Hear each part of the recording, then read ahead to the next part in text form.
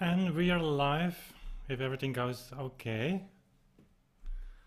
Anja's sitting next to me here, and she will confirm if we are live or not. Yes. And she says yes. So welcome everybody here.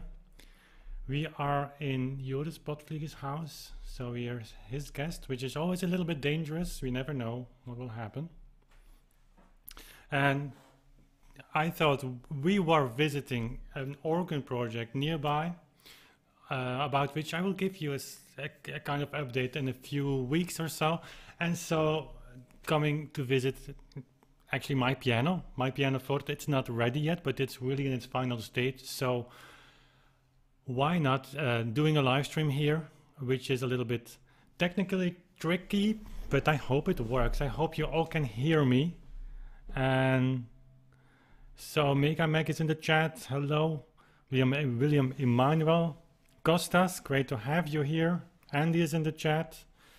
And Giulio Ronconi, hope you pronounce your name correct. So welcome here. Basileos, always nice to see you. Doug is here. Greetings, cannot stay. Wish to listen to the news at the hour, but will view the recording. Okay, ciao to all. Volume is a little bit low, but clear. Okay. So my microphone is already going into the red zone, but maybe I can go a little bit higher with the master. I have a new setup for streaming and I'm learning to use it. So please correct me or just give me some feedback how everything is. Then KGK2227. That's a great YouTube name. Hello from the west coast of Canada. Oh, Ken, great to have you here. Hope you're doing well. Matthias, hello from Wiesbaden, Germany. Sophie, that's my daughter. Hey, success, Papa and Mama. She is at home right now with my mother. Dresden trumpet. Okay, welcome here. Limonemi, hello women Anja, great to have you. Blake Simpson, sounds good so far. Oh, that's worse. Have I changed something that's worse? If I should reduce the gain, then I will do that. Marcus February, good evening Wim. Greetings from South Africa. So we're already in 3 continents now. Turan, greetings from Vietnam. So that's the 4th one. So Authentic Sound is going globally with the Pianoforte. It's great. So, if you have something on your mind, I'm here in the chat. I'm not going to play because the piano is not playable. Bonani, greetings from Norway. Greetings back from Belgium. Costas writes the fortepiano looks great, and it does look great. As I said in the previous video, your heart starts beating faster, which is dangerous in my case, because if you want to play in double beat, it shouldn't, but it is true. And the reason that it's here, this is actually the clavichord room. There are not so many clavichords, there's one over there and there's one standing to the wall. Joris is constantly shifting and shipping his clavichords worldwide. So, but it's actually the clavichord room, and if the piano is here, it means that it's really time for the final tuning. So we can perhaps go with the camera, I don't know, that's totally experimental, and go and let you see some details. Of course, when the piano is at home, I will show you everything in detail. Don't tell Joris that I will share his secrets. Can ask, such a beautiful piano, where will you put it? Yeah, that's a very good question, one that Anja should answer. No, just kidding. We are going to build that studio in the bar next door. And Ken, you and I have talked about that a while ago. And so, yes, we are making the big jump, since that's not only necessary from the perspective of practical things like just having the place to put the piano. We will have 3 pianos and a clavichord, and the clavichord feels very much intimidated already by now, although it's tough on its own. It can handle all those great big pianos, but that studio will give us the opportunity to put the instruments in a nice way and to have everything prepared for recording, practicing in a kind of soundproof room. We'll see how far we can reach with that, and then we will have actually 24 hours, 7 days a week production capacities, not only for me, but perhaps also for other musicians who want to have a great sounding room, because that's what we want to make. So there are we going to put the pianos. Facundo, certainly mispronounced your name. Greetings from Argentina. Great. So we should actually write all those places down. Isn't that amazing that with YouTube just we reach actually the whole globe? That's, if people would realize this a little bit more, then world peace is just around the corner. Yeah, can you at least sound a note or two? I can. So Joris has tuned the bottom C. The damping system is not installed yet, so it's all loose. They're ready, but they need to be fixed. And the bottom C is kind of working. So here it is. Great moment, official inauguration of the Pianoforte.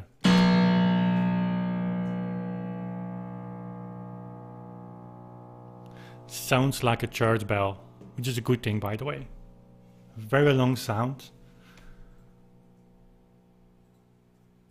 So that was the first note on the piano through this microphone, so don't pay attention to the sound. It will, I don't know how it will sound.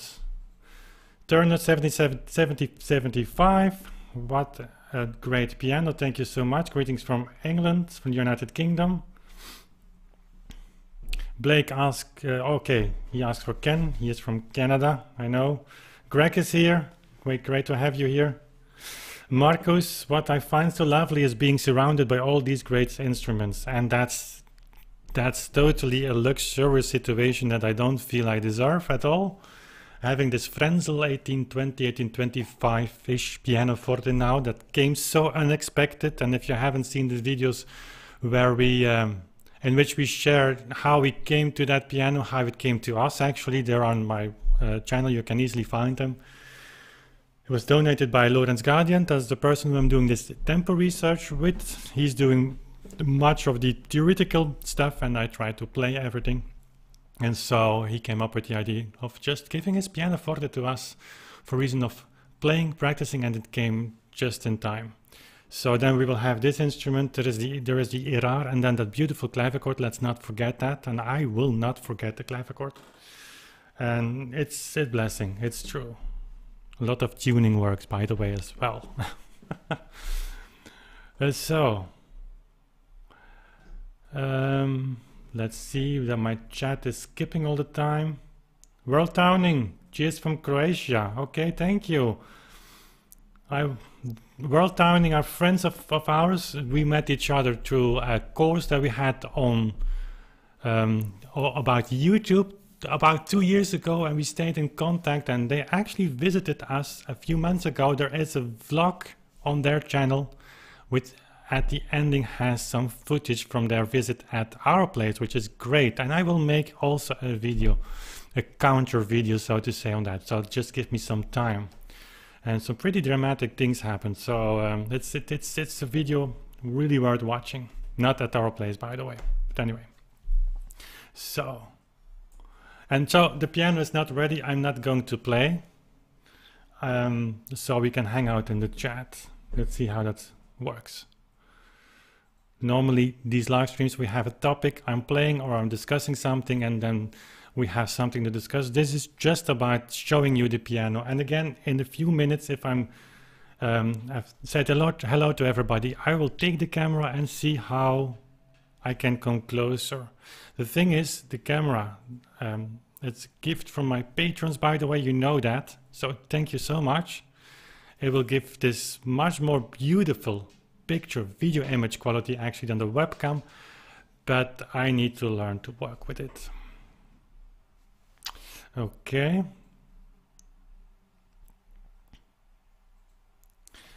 Oh, okay, Sophie is in the chat. That's my daughter, but actually it's Evelyn who typed this message in. Dag mama and papa, hier Evelyn.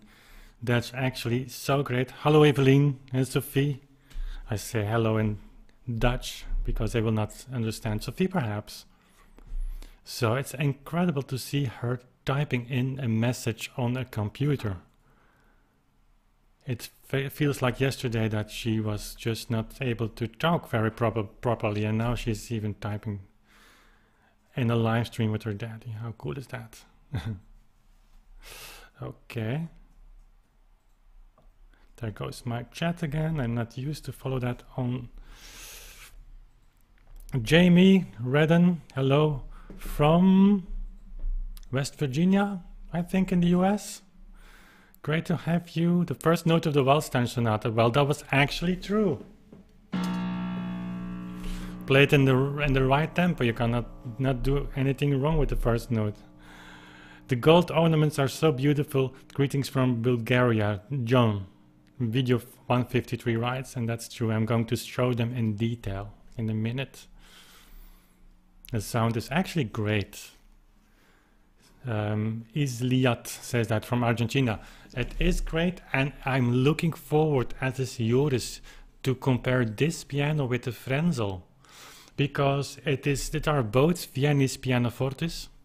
They are not exactly from the same time, so let's say that this is 5 to 10 years older than the Frenzel in type. Of course, it's a new one. But the bass sounds so much different from what we heard now compared to the Frenzel. The Frenzel has, but we have to wait until it's finished. Not a complete lettering has been done, so it's just a preliminary sound. But the bass has more a kind of full resonance, where the Frenzel has more this kind of, should I say, horn sound, so this fifth sound, you know, this typical pianoforte sound. So in a way you could say for our ears this Fritz sounds a little bit later in sound perhaps. But that's because of the shape of the piano. So the Frenzel, and Joris explained me that, and we will make some videos when the two instruments are at home. The Frenzel has a different ending, so it has a bow at the end. It doesn't have this rectangular shape. And that has an influence on the length and the scalings of the bass strings. So Frenzel really was looking for that. I think this piano will have a little bit more wood sound in its overall, and it will be great to have those two pianos and compare them with each other. So Martin, great to have you. Can you clarify the date and contemporaneous music for each of your keyboards? That's a great question, actually. Well, you could say that the pianofortes are obviously made for music, at least for the time in which they were built. So in Beethoven's time, young Schubert. The great thing about this piano, I don't know so much about the Frenzel, is that the construction is very similar to Walter pianos. Probably Johann Fritz was working first in the workshops of Walter. And so if you see the support beams of the soundboard, every construction is very like an older type of piano. And I was very happy with that. And moreover, it's very similar, very close to clavichord building. So there was a tradition that just kept going. And so the music for this piano, well, let's be honest, if you play Mozart on a 6-octave pianoforte, you have 1 octave at least too much. But it's no option, of course, to have 4 or 5 pianofortes in house. So this could serve the music of Mozart and Haydn still very well.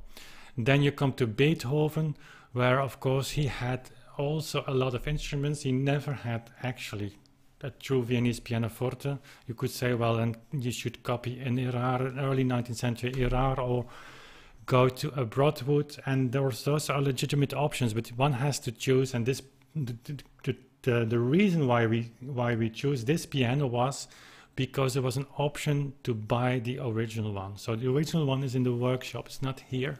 You'll find some videos on my channel where you can see it. And there was actually the starting point for Joris, that he said, well, if I would go out and construct a pianoforte, then not from a drawing, but from the original instrument. And that's of course a situation that you cannot predict if it would happen, because those pianofortes who are for sale and then in such a bad shape as the original was and still is, you have to be a little bit lucky to find some instrument like that. And so we were lucky. Joris bought the instrument, and so he called that his three-dimensional drawing. And drawings were made from that, and that instrument served the whole trajectory, the whole journey as a reference to this one. So it took all a little bit more time than we planned, but that's the nature of these projects, since you can, well, if I would have pushed just for the piano to be finished, that would be possible. But there are so many details that were changed or even replaced because the original piano revealed something that was actually hidden. It was in front of his and me, but certainly from in front of Joris' eyes.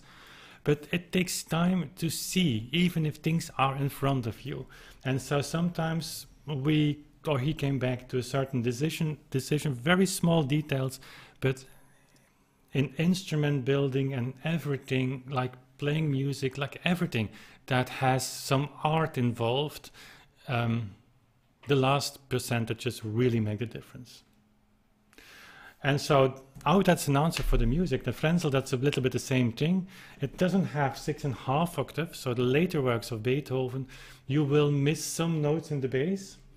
They're easy to octavate. I don't know if that's correct English. But yeah, and at the end of Beethoven's life, he had 6.5 octaves from a Graf piano, I think. And we don't have them. Also, that was a choice that we made deliberately, not to go for a 6.5 octave Viennese pianoforte, because you have a certain A frame, you know. If you would have, you have a beam here, and everything that's inside this A frame has a very solid construction. Adding bass notes, so a half octave in the bass, brings this piano a little bit out of balance, at least that I've heard, and that can cause some stability problems. And then you have the clavichord, to answer Martin's question fully. The clavichord is a wonderful instrument, since also there you have different types of chords. But let's say an instrument that's at home, it's a kind of, it's not a copy, but it's very much inspired by a kind of Friederici style. And you could say that from music from Bach to Beethoven, young Beethoven, then this instrument is stylistically actually more or less okay. Let's say that for Bach, my clavichord is like, if you would have a 5-octave Walter piano for early music from Beethoven, early sonatas, you could say, well, perhaps for that instrument, for that music, you could need a Stein piano, but stylistically, that's very close. So now I have instruments from music from Bach to Beethoven, complete Beethoven, and then you can continue to Mendelssohn, Schumann. Mendelssohn, of course, switched to Erard, if I'm not mistaken, later. But Schumann, this is the piano that was around for a long time. So that in not a nutshell, actually. It's an interesting topic. And you have to choose. Thomas here. Thomas, great to have you. I saw your metronome on Facebook just minutes before going live. It looked wonderful, certainly with Beethoven's head at the background. The Etude, greetings from Turkey, greetings back from Belgium here. February asked something. Quick question. Can you see it? Oh yeah, quick question. Will the lid have a painting or any sort of decoration adornment as common with harpsichord? No, it will. The inner part of the piano is made out of maple, I think, in English. So that's a kind of beautiful wood on its own. I'm not sure, but I don't think that in this time lids were still painted. So I will close it in a minute for you.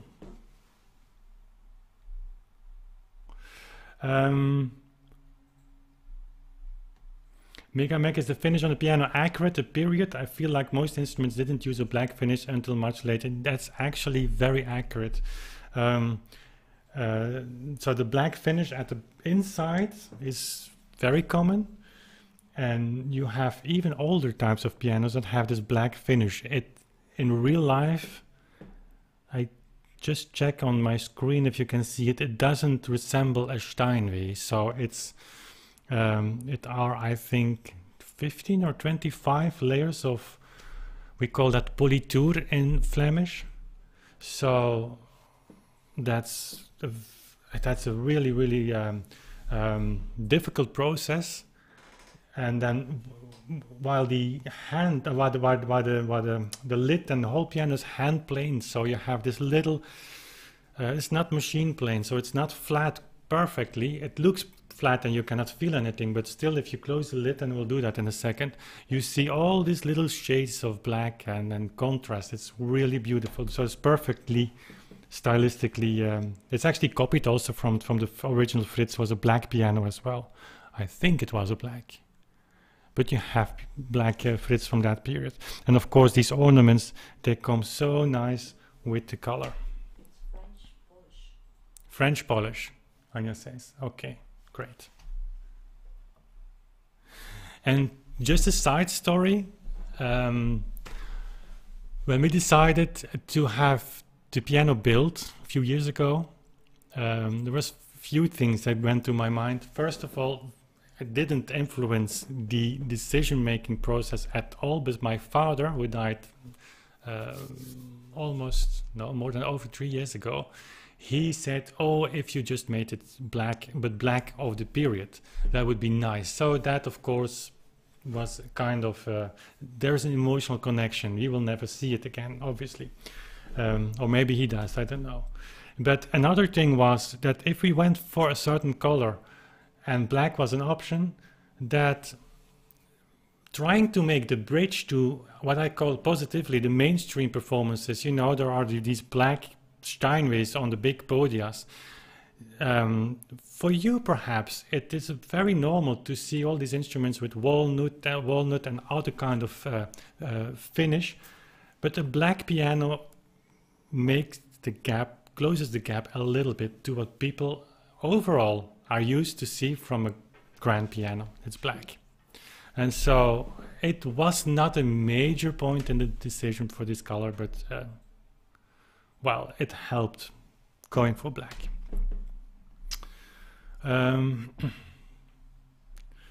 World Toning, 50 people watching, great. 66 now. 66, that's even better. So Blake writes, love to hear a violin piece with fortepiano and your tempo interpretation. That would be nice. Once the studio is there, actually we're not going to wait. I will be inviting musicians to just come over and try. And you know, tempo is a very tricky thing, as you might have seen already now on my channel. And so yes, certainly if you talk about metronome numbers and double beat and you know all these things, just experimenting is fine, but making recordings, it's another step which I totally understand for a musician to out himself, so to say, for this practice. But we'll see how that goes. I think it would be wonderful to come to a kind of, I call that historically informed performance practice 2.0, where experimenting with music that we all know so much, it's all becomes a norm again. I mean, not experimenting for the sake of experimentation, but just for, yeah, try new things out in a very well found, with a very solid foundation. You know what I mean? William asks, have you ever recorded Bach's Toccata and Fugue on your My Organ? Not on my organ. And many of you have asked to hear my organ, which serves as a background actually now for most of my videos. It doesn't sound that well in my living room. It's too big. It's perfect for practicing, but to record that organ in a way that would sound very convincing is difficult. And moreover, since I have the clavichord, I don't play the organ that much anymore. And now with the pianos, that's so much focus for keyboard music, on keyboard music from Bach to Beethoven, that the organ is just was disappearing a lot. So I didn't record that. I did record a Bach CD, which is on my website. You can check it out if you want. But that's 10 years ago. Now with the project in Leuven, on which I made a video last week, I think, coming to an end. Of course, everything comes together again. And so playing the organ, it's tempting again.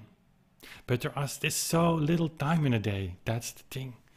I would love to finish my CPE Bach project with the Württemberg sonatas. I would love to play some Willem Friedemann Bach. For sure I'm going to stay focused on the World Temperature Clavier with clavichord. There are so many Mozart and Haydn sonatas that I still want to record on the clavichord. And now that we have the Pianofortes, we can make dual recordings. Pieces record on the clavichord and then on the pianoforte, and let's just see what the differences are. So there's so much to do. And then next year we'll start with the Beethoven project, which is the recording project of all of Beethoven, starting with the keyboard works. That will lead to the Impossible project. That's a video that I will make in a few weeks. The Impossible project is my Impossible project, so the projection in 10 years to conduct the 9 symphonies and maybe also the piano concertos of Beethoven with an orchestra that's fully prepared for double beat, which is not so simple. You have to learn different way of techniques and different way of performance practice. Pay more attention to accentuation, to agogic accentuations, and more Baroque way of playing. But that's the Impossible project. Next year starts the Beethoven project, which is on its own kind of impossible. We were going to do it anyway. And so, yeah, there is only so little time. Then there is the Tempo project with Lorenz. There are so many topics just waiting for me to make a video. But the thing is, then Lorenz sends me information. You sent me a lot of information. It's really unbelievable what kind of links you sent to me. The other day, a link to Ravel's Pavane. I mean, that's a subject on its own. Only to put all the information in the right folder so that I can find it back when I need it, that's the project on its own. So we really need to level up and also build a team around the things we're doing. That's for next year, and we will do that because we have a message to share. So, yeah, Tom, I would love to have such a metronome. I think maybe if you, well, maybe I should share it on YouTube. If you have such a device as Tom has made, that's really nice to play with. People say you cannot play with the metronome. That's not true. I do it with my metronome a lot because it's just a checkup for your stability of tempo. It's very easy to play with the digital app on your smartphone. I will demonstrate that in one of the future videos or live streams. You can just lower the sound, and so you can check while playing if you're not speed up or slow down. But Tom has invented a kind of silent metronome, and that acts really like a kind of conductor. Maybe he can tell in the chat if it works to play with that. Turner, can I ask please which work will be the first to perform when this pianoforte is finished? Do you have a particular work you like to perform on new keyboards? I have made a deal with Costas, I don't know if it's still in the chat, to have his G minor. I shouldn't say that because it would be a surprise to have his G minor sonata as first work. It would be symbolic to have, but remember that. Maybe you forget it because I will ask if you, yeah, that was the plan, to ask if you would recognize the piece, which is of course newly written. But then you have an advantage right now. New pianoforte, copied meticulously to an early one, and then a piece written today in kind of early 19th century and 18th century style with a personal touch. And then I will figure out what I will going to play. But the Beethoven project, that keeps me awake. You cannot imagine how much I'm thinking about that. But probably I will come up with a chronological way of playing. I was thinking first, well, let's have also some big sonatas, and for YouTube maybe we can jump around a little bit, because the ABBA sonata is, the first movement is ready. I'm working on the Hammerklavier sonata. The Waldstein is completely ready. So we jump from one sonata to another, different parts. I certainly will share multiple performances on YouTube, because I want to share my process with you as much as I can, also to get your feedback on that. But the Beethoven recording project, I think on just going slowly, not in tempo, but chronologically. And then see maybe one recording project with only sonatas and then with variations and other works, or just have a mix. I will make a video and ask for your help and your suggestions. Okay.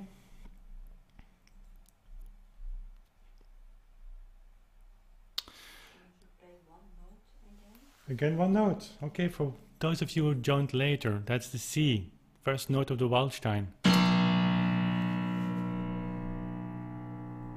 As I said at the beginning, it sounds like a church bell. It's incredibly long. Tom asked if they did the white and black keys on the pianoforte. Yes. When did they make this change between black and white, and why? That would be a question for you. I think that the pianofortes in Vienna, I don't know. Because the early Walters, they had still black, like the clavichord, they made a shift in that period. That's a nice topic for a video, and I have to look it up. I really don't know. Fierce Deity Productions, echt schön, danke schön, in German. Oh, looking up Fritz Pianoforte on Google, they're very identical. Yes, there are a few black ones preserved. So Pablo, I'm not going to play anything because the piano is not finished yet. This actually part of the piano. I will show you in detail. That's a hammerhead. So that, compare that to a Steinway. I don't know if you see that, maybe on the back of the microphone. So that's the Hammerklavier, hammerhead, Beethoven. You will kind of destroy this if you just give too much energy. It's possible to destroy the piano. The Etude asked if I played harpsichord. Well, if I would have one, but I don't have one. So I'm focused more on the solo keyboard instruments. Of course, you can play solo music on the harpsichord, why not? But in Germany, I think the clavichord was the domestical instrument, more for personal study and study in the sense of the Klavierübung, you know? Those 4 books written by Bach and published by Bach were actually the partitas that we are going to launch very soon are part of, and they're not very easy pieces. So study instruments, study music was in that time regarded as the highest level, and then you could maybe even become better. So the clavichord was part of that family, and so I just focus on those instruments. Yeah, you can have the organ. Well, it's a machine to bring over, I can tell you. Le Monemni asked, could the organ be possible suitable for your upcoming home studio? I will not put it there. Still, the studio would be too small. Pablo asks, thanks Anja. Okay. Then the chat is skipping again.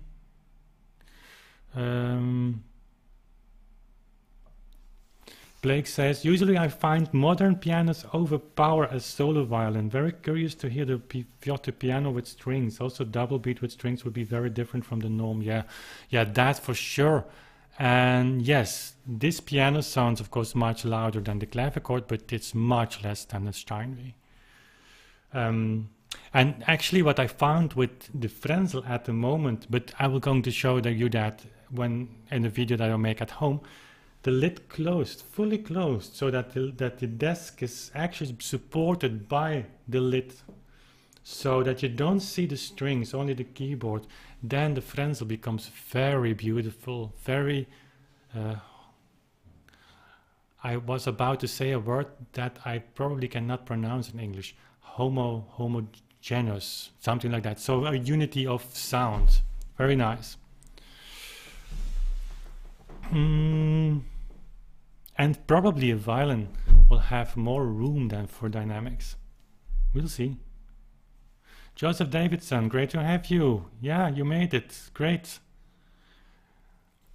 Tom says, wow, do the same pieces on one side of a vinyl and then in the pianoforte on the other, so we get a real feel of the differences in timbre. Yes, clavichord one side and then pianoforte on the other side. For Beethoven, for the Beethoven project, I'm going to make some recordings on clavichord. Some sonatas really work great, and there are other sonatas, the majority, so to say, where in one place or another you can smell the pianoforte, but the old keyboard technique, and Beethoven had still a clavichord in 1825, as I recently discovered. We'll make a video very soon on that. That instrument is always on the background with Beethoven, but technically he evolves in a way that only the pianoforte is capable of giving its full power to these sonatas. But there are some sonatas, like the F major, Opus 10 number 2, in a way the Opus 10 number 1, but not really, that goes really well. The Opus 14, both of them, no problem on the piano, on the clavichord. They give a different picture on the pianoforte, and that indeed for the recording project would be wonderful.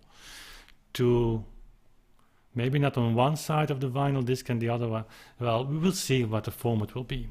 We are going to plan that project in detail. We need to, because otherwise I wouldn't sleep anymore. Too many projects now. Okay. Yeah, Tom, that was clear. Clavichord, pianoforte on each side. Tom says it'll last for about 2-3 minutes, no matter how slim the... Oh, your metronome, okay. Kostas is there about his piece. So, catching up with your chat now. How many Beethoven pieces are you planning to work on, or which ones? That's something we have to decide on. There are few options, only the sonatas with some of the big known variations, but it would be nice.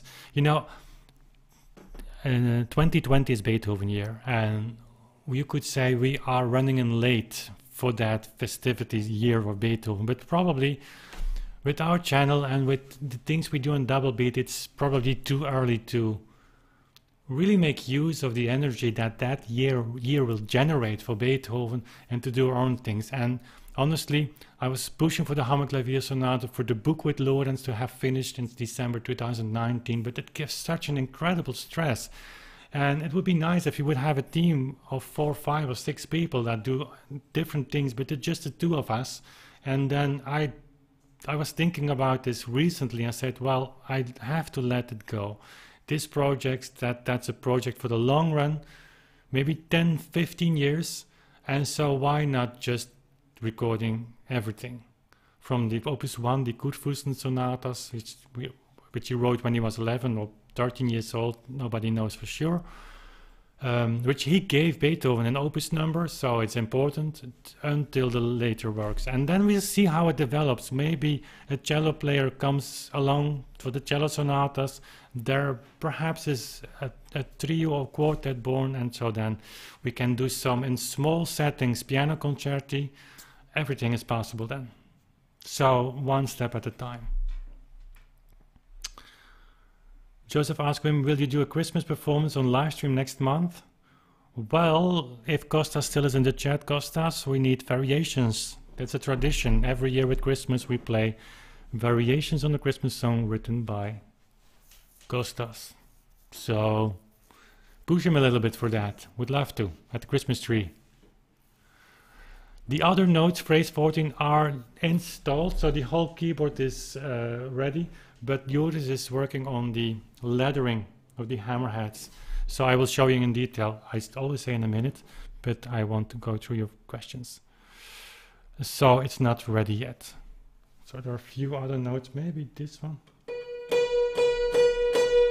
Sounds very hard and it's not in tune.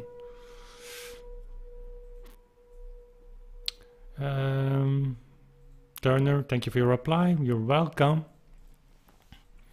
Homogeneous, thank you. Phrase 14, homogeneous, I will remember that. Mega Mac, do you think you'll fit all your instruments in the studio? That's a great question.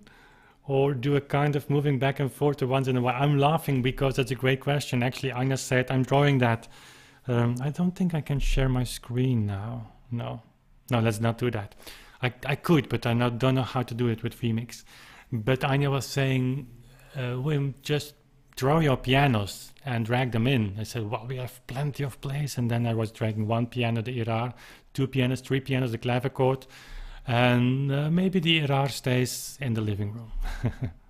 And we will make a system where it's very easy to bring the Erard in the studio if we would need it.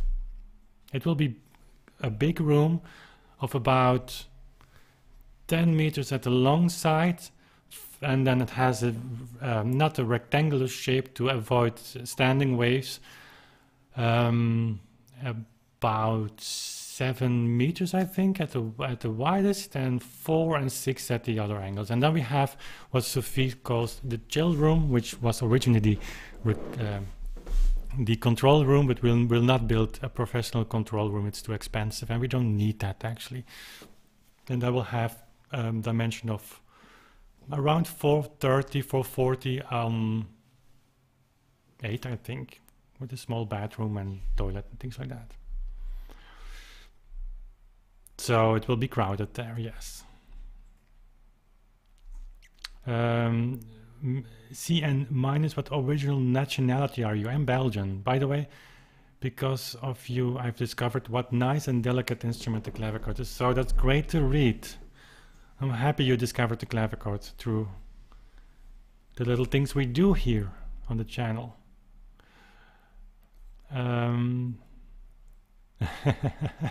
Joseph says there is a new tune. Wim can compose Flight of the Fly in the House. Yeah, I was trying to catch that fly, but can you imagine, this is almost December and these insects are still flying. It's impossible. Yeah, climate change. Tom says I can't post. Well, I read your post. Is there something wrong? I don't hope not. It works again. Okay.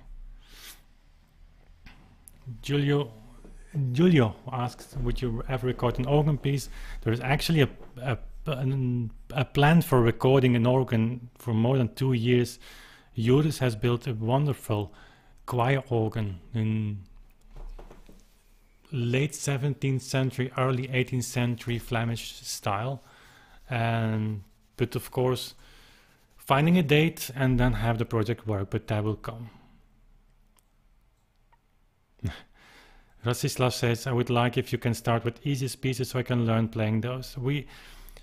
I will bring back practicing sessions, and I will bring back also sessions in which I talk on keyboard techniques in a very detailed way, because the piano and the Clavichord, I thought there would be a lot of differences. There are differences, but in a way it's interesting to see how well these instruments combine with each other. It's very different than later pianos, and so we will bring those sessions back and talk about the Clavichord technique and combine that with Pianoforte technique. But give me some weeks and even months. I need some time to work these series in detail and really record them. Okay. Salazar Aprova, I'm 16 and learning the organ for the past 6 years, and your videos have really helped my interpretation on Bach and other composers. Thanks for everything. That's great to read, and that's why we do it. So thanks for that, and great that you can benefit a little bit from the things we do. Tom asked if you wanted the Clavichord, how much would they cost? It's a priceless instrument. So it depends on what type you want. If you would buy a second-hand Clavichord, like you had these instruments built in the 60s and 70s, they're not the best. Oftentimes with compromises compared to historical instruments which were not done for the better, I think. But these instruments come available now on the market for really low prices, and that's a great start. If you're really serious on long term, well, you can think on visiting some builders and contacting builders, and the price differences are really big. It all depends on Yeah, not always on quality, but yeah, you have to find out yourself a little bit by contacting builders, and that's really fun. So Joris really enjoys replying all those emails, getting from you as potential customer. No, I'm just kidding. But that's the best way. It's difficult for me to say the prices of my clavichords. That's maybe not up to me to say that. Niccolo Paganini, highly depends on the model and quality. Yeah, that's the answer. Good luck. Noticed. Okay. William wrote a mistake. That's no problem. If I wouldn't speak to you now if I was afraid of making mistakes. So that's all fine. Blake, the pedals. Yeah, we have 4 pedals here. And now I'm going to show you in a minute. 4 pedals. The original one had also 4 pedals, but had also an alla turca machine. You know, that's a drum that really hits against the soundboard and little bells. And we didn't copy that. I didn't like the idea of having a hammer, even with gloves, so to say, pushing against the soundboard, and I would not use that. And Beethoven was not so fond of it either. So we will have, of course, the Verschiebung, which is the sustaining, so the dampers going up, sustaining pedal. Then we'll have the Moderator, that's a strip of felt that's inserted between the hammers and the strings, where you can play the Moonlight Sonata on. If you go to the live stream I had a few weeks ago on the Frenzel, I started with the Moonlight with the Moderator. Then we have the Due Corda, Corde, so Verschiebung. No, the Verschiebung is not the sustaining pedal, I'm sorry. So we will have the Due Corde, so only having 2 chords, strings instead of 3. And then we have the Una Corda. That's the empty spot. Joris has created a mechanism to give me Una Corda, which Beethoven asks in, amongst others, the Hammerklavier Sonata. So let me now take the camera, and I hope you don't get seasick. And I will have to focus a little bit. Or what I'm going to do, the camera gives a clean signal now, so you don't see anything of what you normally see on the screen. But that camera has no clean HDMI output, and don't worry, I'm not going to be technical here, but I can switch every kind of information on the screen off only when I manual focus. I will switch on autofocus again, so everything will be in focus, but you will see some signs on the screen. I don't think that's too bad. And I'm coming back to your chat. This microphone, I will turn it a little bit, hope it captures my voice still when I'm rocking around. So there we go. My sound will sound a little, my voice will sound a little bit further. So, so here we go. Let's switch the autofocus on like this. I'll try to be as, so there we are. Okay, so here you have a hammerhead. Let's see if I can focus very close. I have to watch on the computer screen now. I don't have a visual on the camera. So you see, that's really tiny. That's my finger, and this is which note is this? Somewhere in the middle. So you see, that's everything. Then I'll show you the legs of the piano here.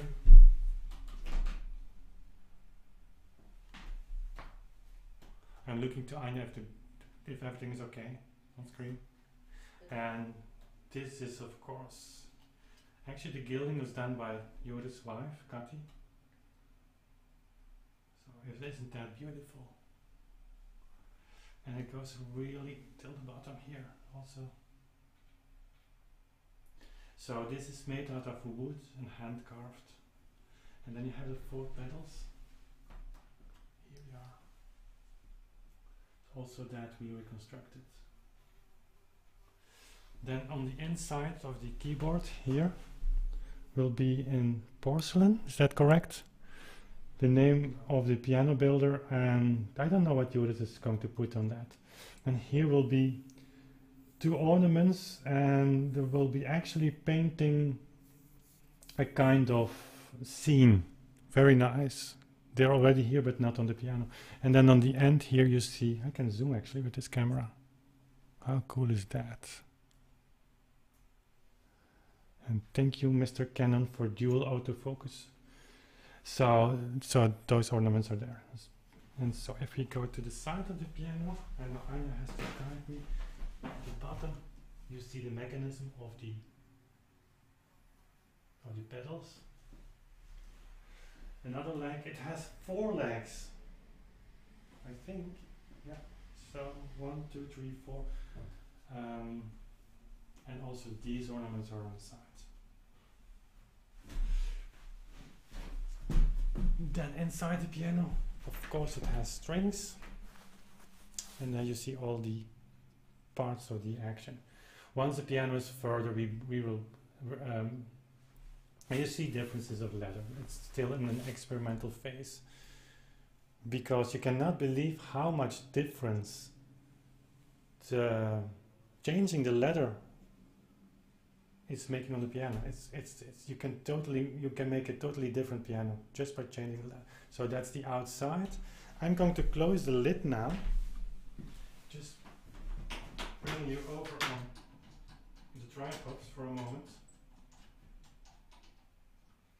So here you are. Okay, here the nut arm. Excuse me, I have to find. Here it is. Okay. So I'm going to close the lid.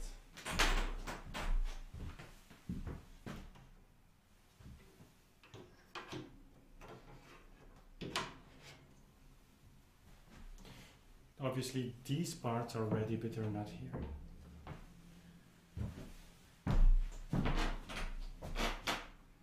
And now I'm going to show you this beautiful finish of this piano. So it's black, but it's hopefully you can see that there is a shine on. It's difficult to see. Okay.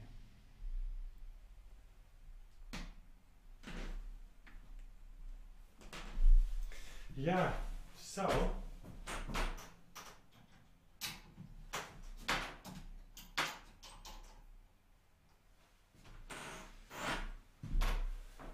I'm switching to manual focus again, and here I am back. So let's just hang out in the chat a few minutes now, and then we can have something to eat, because we had a long day today. I'm looking to Anja, she's over there. Yeah, come over and say hi. Just leaving me here completely alone. Just 1 minute. Completely alone. Hello, everybody. It is a great organ. It's an organ, yeah. Yeah, great. It sounds like a piano, but it's actually an organ. It has pedals. It has no pipes. Yeah. No, okay. Hope you like the piano. Just going back a little bit in your chat that I don't miss anything. Oh, there's a lot. Okay. I think the most important things you have seen. John videos, your performances on the clavichord inspired me to build one. That's great. Difficult instrument to build though, but it's a great thing. If that, you will learn a lot.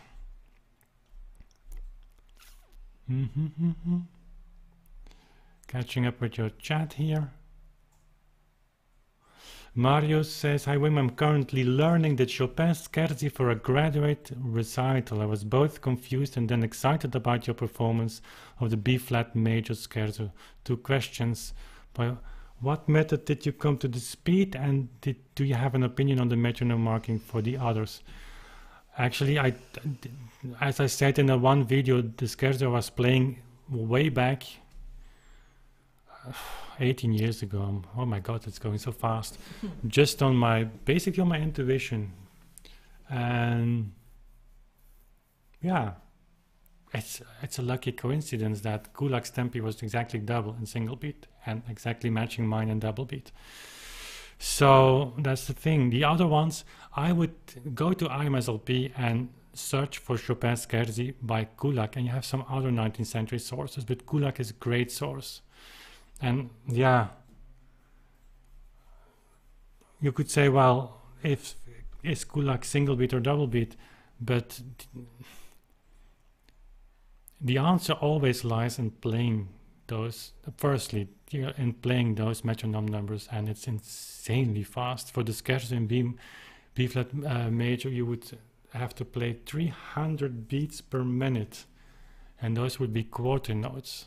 So you would end up with 608 notes a minute, which are 10 notes a second. Okay. I mean, a second. That's insane. And so, yeah, it's up to you to decide if that's something for you.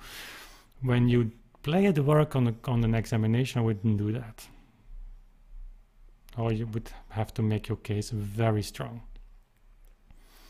I didn't in Amsterdam.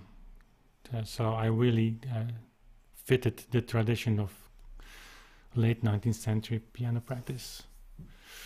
Okay, just wrapping up here your chat. If there's something on your mind, then leave it and I will hopefully see it.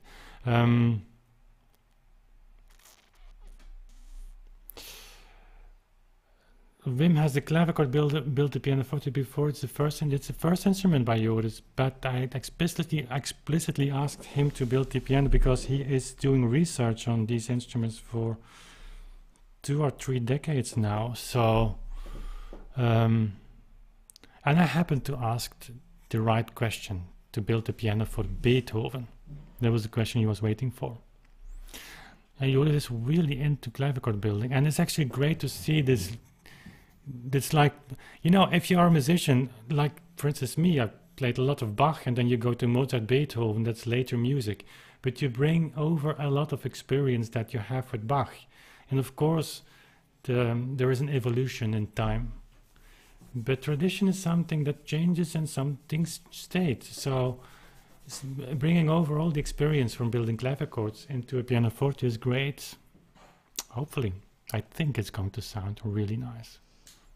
Joris saying he's blind. Tu says an. He said, I hope you pronounce your name correct. I wish I could touch the piano. I'm blind. I've never seen a forte piano. Okay, so here's the deal. If you happen to be in Belgium, you're our guest and you can touch the pianos as much as you want. Absolutely. I think it's very nice to feel the ornaments because you feel the craftsmanship. It's all handmade. William says, I really thought that on the old pianos the pedal functions were activated by the knees of the player. Yes, but that's at earlier types of piano, still in the 18th century. And the piano Mozart had actually didn't have knee levers. It was added later after his death. So there was just 2 stop knobs. You could pull them before playing, treble and bass, but no other things. Okay. Yeah, the answer was already there by Niccolo Paganini. Joseph says, will you do a video of your daughter be dancing with you on the pianoforte in the future? Yeah, I think so. Why not? She's getting older. Yes, I want to say that. She's getting older and she's a little bit more afraid to dance. Just dance like she did before. But maybe... But Evelyn... Maybe she can play together. But Evelyn, oh yeah, that would be wonderful. That would be great. I told her she's 7 now. It's so difficult to teach your own children music, and Sophie had never the patience, and maybe I was a bad teacher for her. It's difficult. She's watching. Oh, her English is not that. Oh, maybe it is. So anyway. Evelyn has a lot of rhythm and musicality in her body. You can see that. Sophie also, but Evelyn really. And I said to her, next year sending you to music school, and she wasn't amused. But I think I have. But a friend of her is going, so maybe she gets it. She does it. And wouldn't that be nice if she would just play a little bit, and then we would start playing 4 hands duets together? Sharing that with you, and then once you started, then teaching is much easier. Nice, Thomas. Your wife is a ballerina. My wife was a ballerina, he says, Mhm. and if she wants that, she should get started, but she didn't. She did catch the rhythm. Yeah, it was totally free dancing. Mhm. But that's the thing with, and to close with, so just to say this on the YouTube channel, there are so many projects now going on. We started this channel as a clavichord channel in the first place. We'll bring something of that spirit back.